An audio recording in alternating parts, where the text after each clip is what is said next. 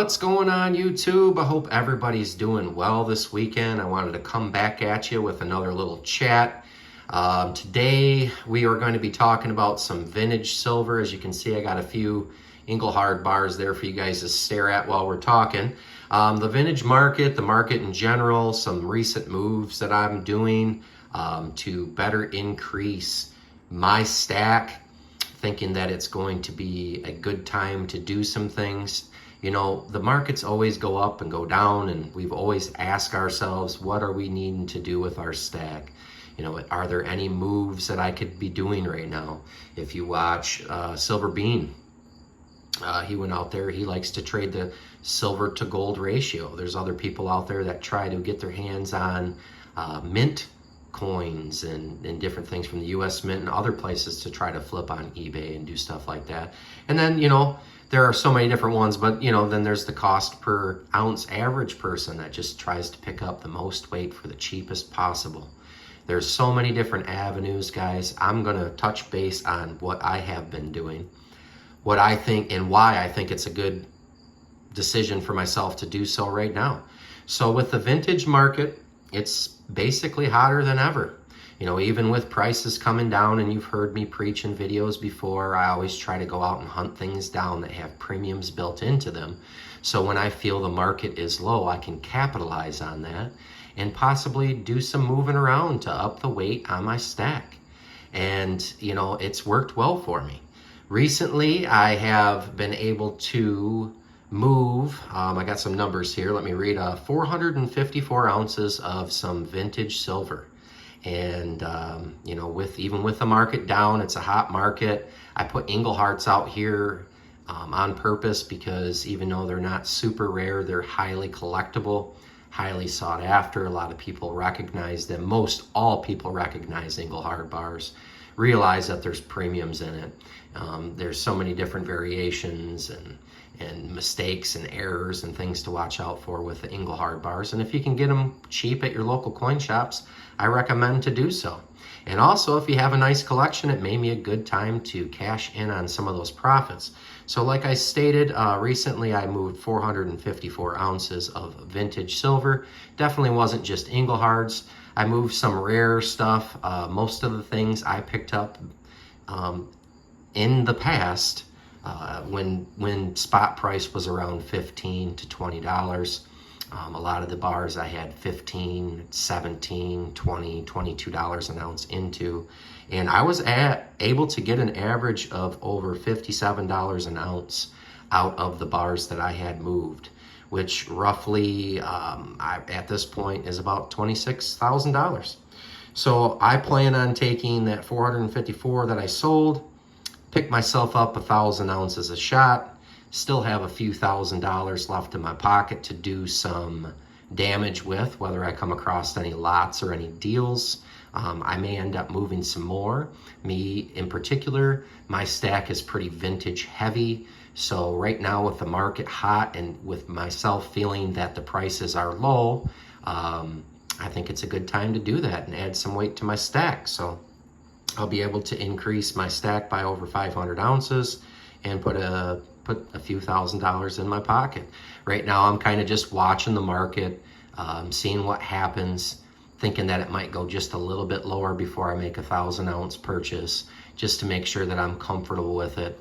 You know, last video, I talked to you guys and stated that I'd feel pretty comfortable if I got my silver right around 20 or just under 20. So that's kind of what I'm aiming for. So it's a little bit different for me since I pour. I can get silver shot relatively cheap from different wholesalers, and then I can take that shot and I can turn it into beautiful Baycitybullion pieces and try to continue to increase my weight and my stack without having to come out of pocket for it. So that is what I mean by making your stack work for you. I understand that not everybody are silver pourers out there and they don't have that, but anybody can hunt the shops down, hunt the pawn shops, the coin shops, Craigslist, what have you, all different types of things, and try to find pieces like this. There's a nice little gnarly looking old Engelhard bar here.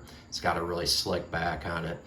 Nothing out here is too extremely terribly rare, but I just wanted to show you a few different things. There's some nice waffle backs that I have, nice different variations in my stack. Here's a little 5 ounce. This is just a pressed 5 ounce pea loaf bar, things like that. But most people are familiar with the Engelhard brand in general, and you see it at most shops because there's a lot out there.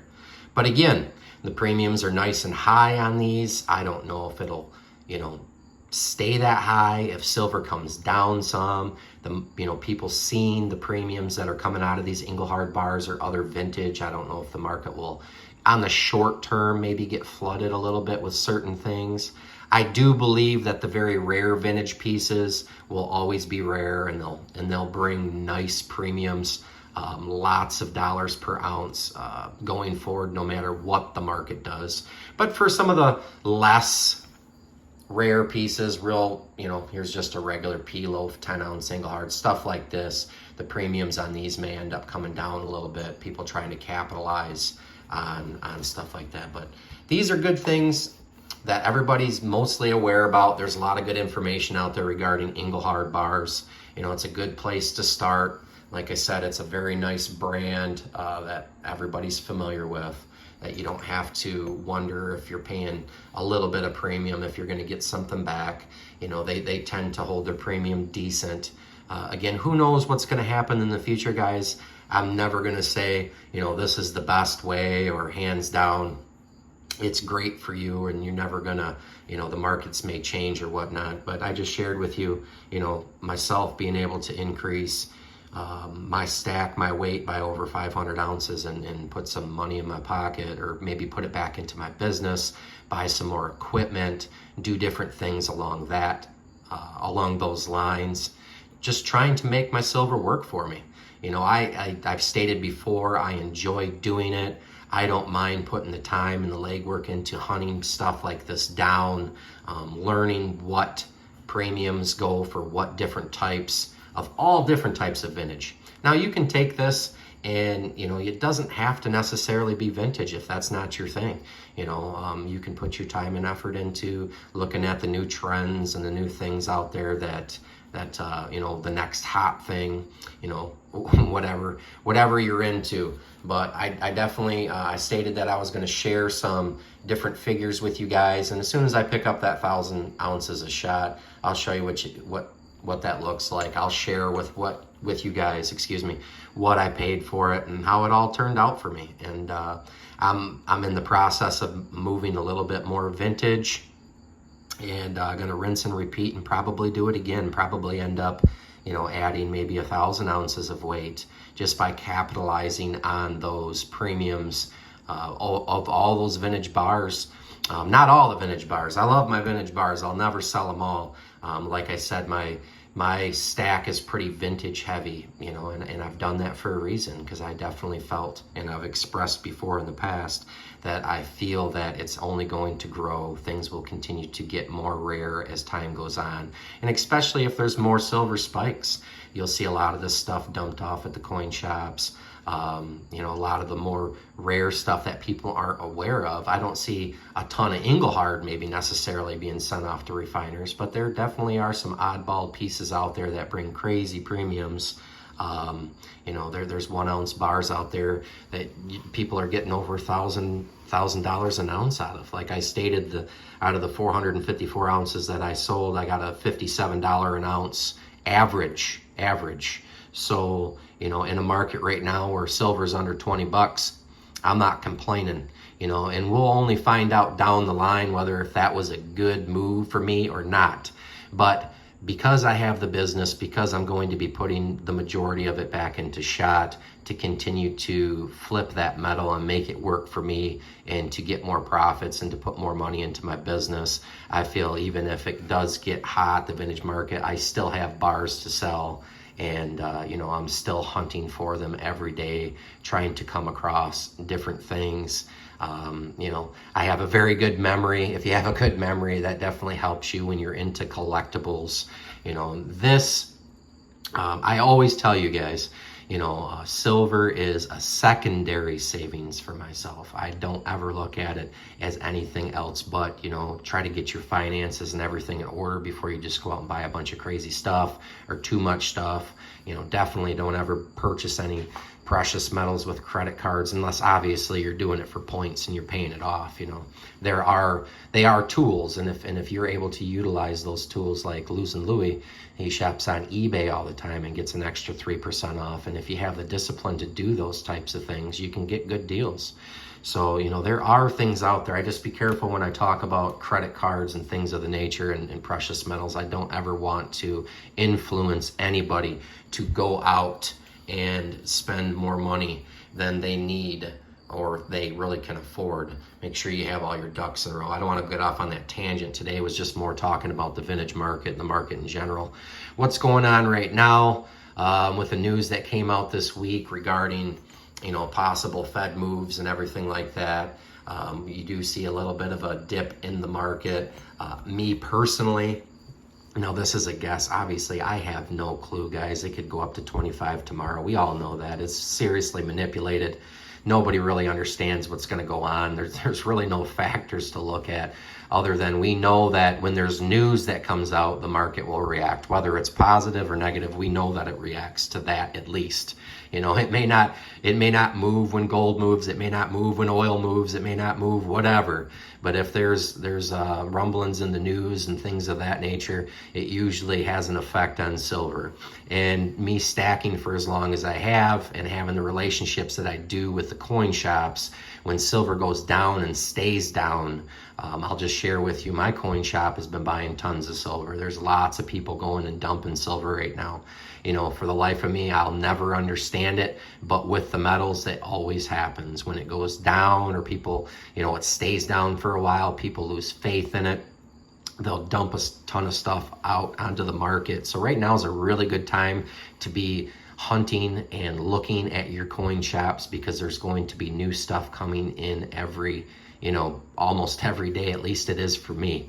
There's people that are coming in and trading silver right now, even with a crazy ratio. At my coin shops, people are coming in and dumping silver over to gold right now.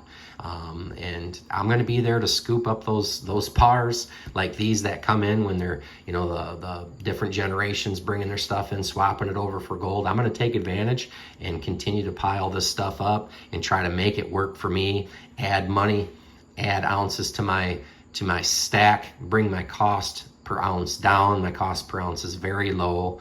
I've shared with you guys before when I got into metals, I used profits from other collections and other things that I was doing to really get into it.